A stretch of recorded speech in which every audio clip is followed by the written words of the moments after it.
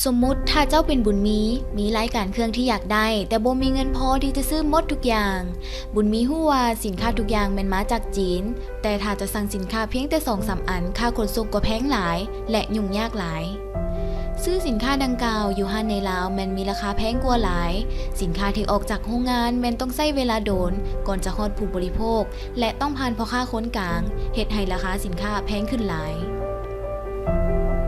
ในปี 2003 เถาเป่าได้เปลี่ยนรูปแบบการซื้อขายในจีนบรรดาโรงงานต่างๆเริ่มขายเครื่องให้กับลูกค้าโดยกงช้อปปิ้งอยู่เถาเป่าแม่นสะดวกสบายแต่ว่ามันจำกัดเพียงผู้ที่อาศัยอยู่จีนและฮู้ภาษาจีนเท่านั้นเมื่อพยายามสั่งซื้อเครื่องโดยที่เว้าภาษาจีนบ่ได้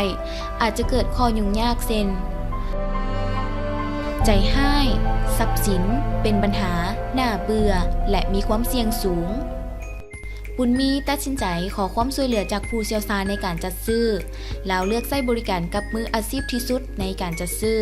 นั่นก็คือขายส่ง .com ขายส่ง .com บริการสั่งซื้อและส่งกงฮอดมือให้กับบุญมีด้วยความปลอดภัยตอนนี้บุญมีสามารถสั่งซื้อสินค้าทุกอย่างที่เราอยากได้มันถูกง่ายและปลอดภัยตอนนี้ฮอดเวลาของท่านแล้วที่จะใช้บริการขายส่ง .com และมีความสุขกับการช้อปปิ้ง